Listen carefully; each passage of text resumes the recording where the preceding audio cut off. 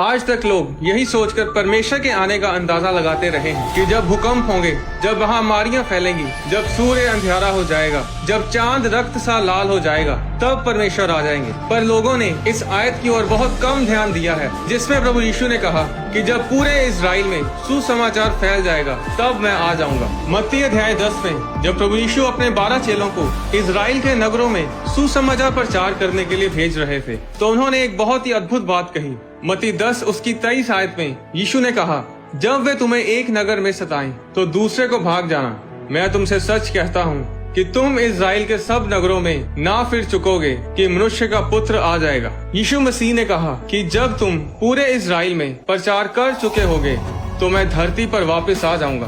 अगर आप इजराइल को देखें तो वो बस 424 किलोमीटर उत्तर से दक्षिण तक और 114 किलोमीटर पूरब से पश्चिम तक फैला हुआ है। और 2000 साल पहले पूरे इजराइल में प्रचार करने के लिए इतना समय नहीं लगना था, क्योंकि उस समय इजराइल की जनसंख्या सिर्फ 10 लाख के करीब थी। चेलों ने पूरे इजराइल में सिर्फ 1 से 2 सालों में प्रचार कर लेना था, पर वो प्रचार 70 ईस्वी में रुक गया जब रोमी सरकार ने यरूशलेम पर हमला किया और भवन को गिरा दिया। और उस समय यहूदी लोग दूसरे देशों में भाग गए थे। यहेजकेल अध्याय 36 उसकी 8 से 11 में लिखा है, परंतु हे इजराइल के पहाड़ों, तुम पर डालियां पनपेंगी और उनके फल मेरी प्रजा इजराइल के लिए लगेंगे, क्योंकि उसका लौट आना निकट है। देखो, मैं तुम्हारे पक्ष में हूँ और तुम्हारी और कृपा दृष्टि करूंगा, और तुम जोते बोए जाओगे और मैं तुम पर बहुत मनुष्य अर्थात इजराइल के सारे घराने को बसाऊंगा, और नगर फिर बसाए और खंडर फिर बनाए जाएंगे। मैं तुम पर मनुष्यों और पुरुषों दोनों को बहुत बढ़ाऊंगा, और वे बढ़ेंगे और फूले फलेंगे, और मैं तुमको प्राचीन काल के समान बसाऊंगा और पहले से अधिक तुम्हारी भलाई करूंगा।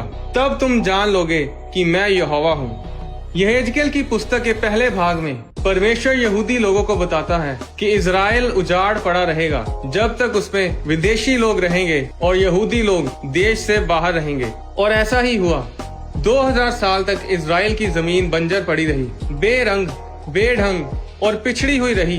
कोई विकास नहीं हुआ। यहेजकेल की पुस्तक के दूसरे भाग में परमेश्वर इजराइल की जमीन के चिन्हों को बताता है कि यहूदी लोगों के इजराइल में वापस आने पर क्या क्या होगा।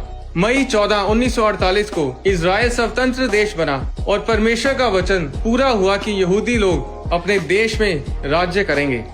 आज तक भारी गिनती में यहूदी लोग अपने देश इजराइल में वापस आ रहे हैं, जहां जमीन पेड़ पौधे और फलों को उपजा रही है, जिस तरह भविष्यद्वक्ता यहेजकेल ने कहा था।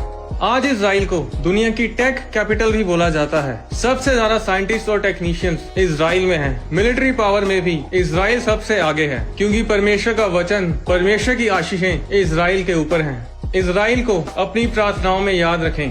यशायाह अध्याय 43 उसकी 5 और 6 आयत में लिखा है, मत डर, क्योंकि मैं तेरे साथ हूँ। मैं तेरे वंश को पूरब से लेके आऊंगा और पश्चिम से भी इकट्ठा करूंगा। मैं उत्तर से कहूंगा दे दे, और दक्षिण से कि रोक मत रख। मेरे पुत्रों को दूर से और मेरी पुत्रियों को पृथ्वी के छोर से ले आओ। पिछले 120 सालों में 40 लाख से भी ज्यादा यहूदी लोग इजराइल में वापस आए हैं और भविष्यवाणियां पूरी हो रही हैं। तकरीबन 2000 साल के बाद जब 1948 में यहूदी लोग वापस इजराइल में आए, जब इजराइल फिर से बहाल हुआ और 14 मई 1948 को इजराइल एक स्वतंत्र राज्य बना, तो 2000 सालों में ये पहली बार हुआ कि यहूदी लोगों ने सुसमाचार सुनना शुरू किया। क्योंकि इजराइल में वापस आने पर भी यहूदी लोग सुसमाचार सुनने को तैयार नहीं थे, क्योंकि 1941 और 1945 के बीच यूरोप और जर्मनी के लोगों ने करीब 60 लाख यहूदी लोगों को घात किया, और इसलिए यहूदी लोग क्रिश्चियन लोगों को इसके जिम्मेदार ठहराते थे और सुसमाचार सुनते ही नहीं थे। पर कुछ साल पहले बहुत ही आश्चर्य करने वाली बात हुई। यहूदी लोगों ने अपने दिलों को खोलकर यीशु मसीह के सुसमाचार को सुनना शुरू किया, क्योंकि उन्होंने देखा कि असली क्रिश्चियंस उन्हें प्यार करते हैं। असली क्रिश्चियंस उन लोगों में से नहीं थे जिन्होंने यहूदियों को घात किया था। आज इजराइल के हर एक घर में गॉड टीवी के जरिए लोग इब्रानी भाषा में सुसमाचार को सुन रहे हैं, और ये वही भविष्यवाणी पूरी हो रही है जो प्रभु यीशु मसीह ने की थी कि जब तुम इजराइल के सब नगरों में प्रचार कर लोगे, मैं वापस आ जाऊंगा। सुसमाचार में सबसे बड़ी बात यह है कि ये अब इब्रानी भाषा में किया जा रहा है। इजराइल में हर कोई इंग्लिश नहीं बोलता, पर हर कोई इब्रानी भाषा बोलता है। यहाँ तक कि अरबी लोग जो वहाँ रहते हैं उन्हें भी इब्रानी भाषा आती है। अब इजराइल में टीवी पर पहले भी सुसमाचार प्रचार हो रहा था, पर वो इंग्लिश में हो रहा था और उसे वही लोग देख पा रहे थे जो इंग्लिश बोलते हैं या समझते हैं। पर अब गॉड टीवी इब्रानी भाषा में इजराइल के टीवी चैनल शेलानो टीवी पर प्रचार कर रहा है, जो कि भविष्यवाणी को पूरा कर रहा है। गोल्डा मायर, जो कि इजराइल की चौथी प्राइम मिनिस्टर और पहली वुमेन प्राइम मिनिस्टर थी और उसे इजरायली पॉलिटिक्स की आयरन लेडी भी कहा जाता था, उसने कहा था कि एक ही कारण है कि इजराइल स्वतंत्र देश बना है और वो ये है कि यहूदी लोगों को वापस इजराइल में लाया जाए, उन्हें परमेश्वर की प्रतिज्ञा वाले देश में वापस लाया जाए। आने वाले कुछ सालों में इजराइल बचाया जाएगा, पूरा देश यीशु मसीह को उद्धारकर्ता ग्रहण करेगा और तब परमेश्वर आ जाएंगे। अपने परिवार, अपने दोस्तों और रिश्तेदारों को बताएं कि यीशु मसीह आ रहे हैं। बाइबल में परमेश्वर ने कहा कि अंत के दिनों में मैं अपना आत्मा सब मनुष्यों पर उंडेलूंगा। तुम्हारे बेटे और तुम्हारी बेटियां भविष्यवाणियां करेंगी और तुम्हारे जवान दर्शन देखेंगे और तुम्हारे पुरनिये स्वप्न देखेंगे।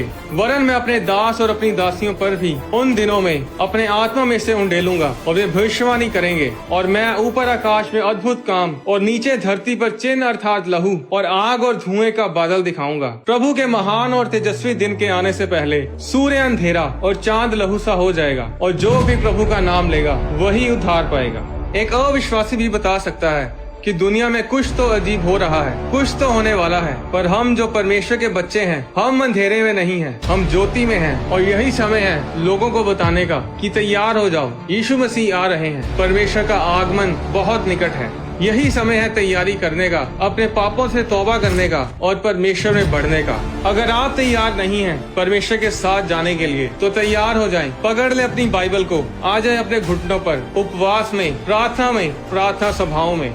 ये टेक्नोलॉजी, ये इंटरनेट, ये सोशल मीडिया परमेश्वर ने ऐसे समय के लिए ही दिया है और ये क्रिश्चियन लोगों के कारण ही परमेश्वर ने क्रिश्चियन लोगों को ही दिया है, ताकि लोग परमेश्वर के वचन से जुड़े रहें, प्रार्थना सभाओं में शामिल रहें, परमेश्वर के वचन को उसके दासों से सुन सकें। अगर यीशु मसीह ने कहा कि स्वर्गदूत भी नहीं जानते कि किस दिन यीशु मसीह धरती पर आएंगे, यहाँ तक कि यीशु मसीह भी नहीं जानते कि वो कब आ रहे हैं, तो बंद करो उन वीडियोस को देखना, उन किताबों को पढ़ना जो ये बताते हैं कि यीशु मसीह किस दिन आएंगे। पर यीशु मसीह ने हमें चिन्ह दिए हैं जिनसे हमें ये पता चलेगा कि यीशु मसीह के आने का दिन निकट है। मत्ती अध्याय 24 उसकी 32 आयत में यीशु ने कहा कि अंजीर के पेड़ की डाली जब कोमल हो जाती और पत्ते निकलने लगते हैं तो तुम जान लेते हो कि ग्रीष्म काल निकट है। इसी रीति से जब तुम इन सब बातों को देखो तो जान लो कि वह निकट है, वरन द्वार ही पर है।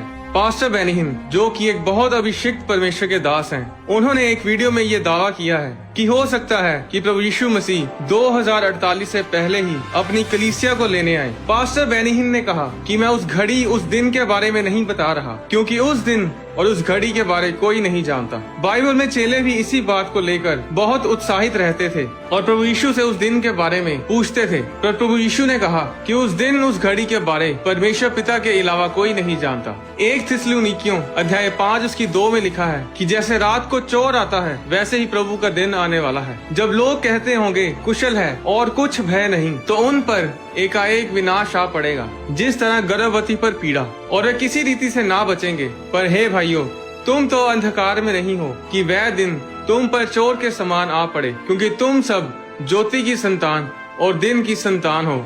हम ना रात के हैं ना अंधेरे के हैं, इसलिए हम दूसरों के समान सोते ना रहें, पर जागते और सावधान रहें। 1 थिस्सलुनीकियों अध्याय 4 उसकी 16 में लिखा, क्योंकि प्रभु आप ही स्वर्ग से उतरेगा, उस समय ललकार और प्रधान दूत का शब्द सुनाई देगा और परमेश्वर की तुरी फूंकी जाएगी और जो मसीह में मरे हैं वे पहले जी उठेंगे। तब हम जो जीवित और बचे रहेंगे उनके साथ बादलों पर उठा लिए जाएंगे कि हवा में प्रभु से मिलें और इस रीति से हम सदा प्रभु के साथ रहेंगे।